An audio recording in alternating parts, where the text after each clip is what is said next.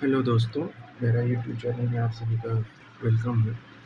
तो हमारे पास ये पूर्वालोकन पड़ी हुई है घटना चक्र की, जो कि बहुत ही ज़्यादा एफिशिएंट और बहुत ही अच्छी बुक मानी जाती है स्टेट पीसीएस की तैयारी के लिए, खास करके यूपी पीसीएस हुआ, बीपीएससी हुआ या अदर एग्ज़ाम्स के लिए बहुत ही अच्छी बुक है।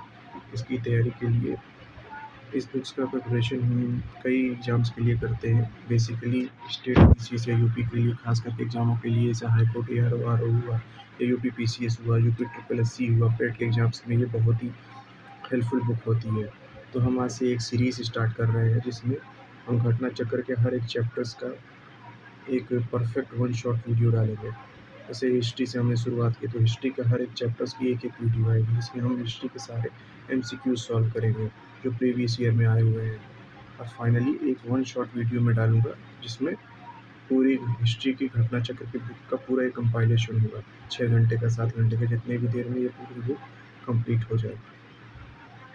हमारा टारगेट रहेगा कि यूपी पीसीएस का एग्ज़ाम दिसंबर में है, तो उससे पहले ही हम घटना चक्र की सारी सीरीज़ में जितने भी बुक्स आते हैं, जैसे 1-2 हिस्ट्री हुई, 1, 2, 3, 4, 5, 6 ऐसी जितनी भी बुक्स आती हैं, हम उसको उससे पहले ही ख़त्म कर लें। सारे एमसीक्यूज़ को सॉल्व कर लें और प्लस उसका रिवीजन कर लें। और उसके बाद से मैं इसी चैनल पे ढेर सारे हैक्स एंड ट्रिक्स लेकर के आऊँगा, जो कि एकदम यूपी पीसीएस के एग्ज़ाम पैटर्न पे बेस्ड होंगे। जैसे यूपी पीसीएस के एग्ज़ाम्स में क्रोनोलॉजी बेस्ड क्वेश्चंस आते हैं, बेसिक टर्मिनोलॉजीज़ बेस्ड या डेट के आधार पे क्वेश्चन आते हैं, chronology, series order, matching column, उस हिसाब से मैं मोस्ट इम्पोर्टेंट जो टॉपिक्स होते हैं, उन पे हैक्स और ट्रिक्स ला करके इस चैनल पे डालूँगा। तो आप इस चैनल से जुड़े रहें, ताकि ऐसे ही वीडियोज़ देख कर के आप एग्ज़ाम्स क्लियर कर सकें। तो आज हम स्टार्ट करेंगे हिस्ट्री से। हिस्ट्री का पहला चैप्टर है इंडस वैली सिविलाइजेशंस। तो हम शुरू करते हैं इंडस वैली सिविलाइजेशन से।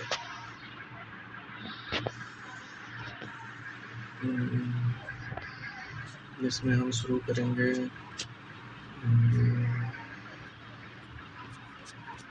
Chapter number 1। चैप्टर नंबर ये रही हमारी घटना चक्र की बुक, घटना चक्र की 2026 की बुक, इंडियन हिस्ट्री। इसके हम चैप्टर्स देख लेते हैं। इसमें पहला चैप्टर है एंशिएंट है, तो हम पहले एंशिएंट हिस्ट्री ऑफ इंडिया से शुरुआत करेंगे। धीरे-धीरे इसके सारे चैप्टर्स निपटा के फिर हम मेडिकल पे जाएँगे और फिर फाइनली मॉडर्न इंडिया को भी हम खत्म करेंगे। वैसे जनरली यूपीपीसीएस में other ARO, RO, high court के एग्ज़ाम्स में ज़्यादातर मॉडर्न हिस्ट्री का वेटेज ज़्यादा होता है। इसलिए हम ज़्यादातर फोकस इस पे रहेंगे, जिसमें हम डिटेल्ड तरीके से पढ़ाई करेंगे। तो हम शुरुआत करेंगे आज एंशिएंट हिस्ट्री ऑफ इंडिया से। इसका पहला चैप्टर है हड़प्पन सिविलाइजेशन। ये इसमें 2 पार्ट में दिए होते हैं। पहले तो थ्योरेटिकल पार्ट होता है और फिर इन्हीं के बेसिस पे आपको एमसीक्यूज़ दिए होते हैं। तो हम जनरली एमसीक्यूज़ को सॉल्व करेंगे।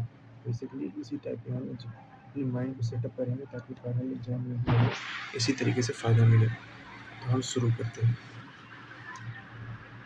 पहला होगा हमारा Robert Bruce Foote, who discovered first Palaeolithic tools in India, he was a geologist and an archaeologist. इसका आंसर हो जाएगा A and B. The three-age system, divided into stone, bronze and iron, from the collection of Copenhagen Museum, was coined by Thomson. Now third, with reference to the Indian history, Alexander Villa, A.H. Longard, Robert Sewell, James Purvis and Walter L. Diot, they were associated with archaeological excavations.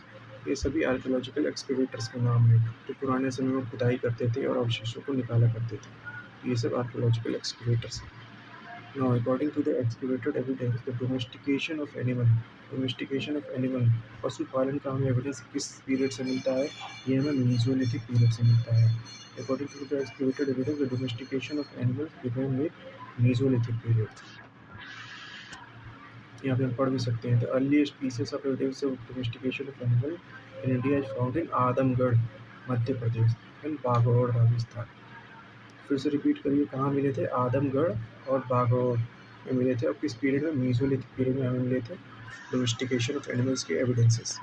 In Mesolithic constant evidence of animal domestication has been found in Adamgarh. तो फिर से repeat करिए, कहाँ मिले थे? आदमगढ़ और Bagor, Rajasthan. From which one of the following sites have bone implements have been found? Mahadaha and Sarai Nahar, दो जगह हैं जहाँ से हमें बोन इम्प्लीमेंट्स मिले थे, MHADA and Sarai Nahar. Bone ornaments, bone की jewelleries in mesolithic context in India have been from Sarai Nahar और महादहार। जब भी बोन से रिलेटेड कोई या स्केलेटन या अवशेषों से रिलेटेड कोई भी क्वेश्चन है तो उसमें आपका आंसर सराय नहर और महादहा होना चाहिए। जैसे अभी हमने देखा बोन ऑर्नामेंट्स हुए या फिर बोन के इम्प्लीमेंट्स हुए तो आंसर हमेशा होगा महादहा और सराय नहर।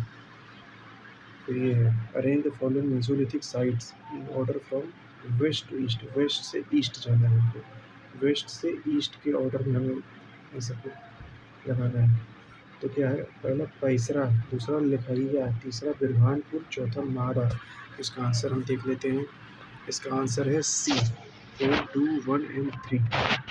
पहला क्या होगा, महाडहा होगा प्रतापगढ़ में, फिर Lekhahia, then Paisra and then Birhanpur. तो M L then P and then B, strict से याद कर लीजिए। क्या है, Mahadaha, Lekhahia, Paisra and बिरहानपुर।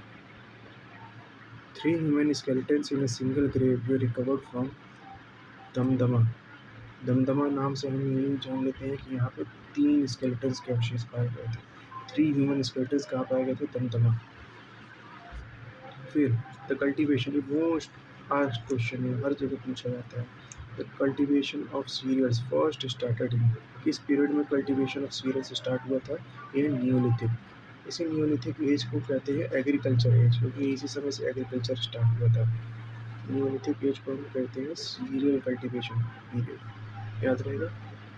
Now the first earliest evidence of man in India is found in Narmada valley. Narmada valley कहाँ है, एमपी में है, इसी को हम नर्मदा मैन भी कहते हैं। यहाँ में पहला एविडेंस मिला था मैन का, वो है Narmada valley era, Madhya Pradesh. The first human fossils, अब ह्यूमन फॉसिल्स की बात आ गई, इंसानी हड्डियाँ, फॉसिल्स, उसके अवशेष। First human fossils was found near which river valley of India, ये भी आपको नर्मदा वैली के पास ही मिलेगी, एमपी।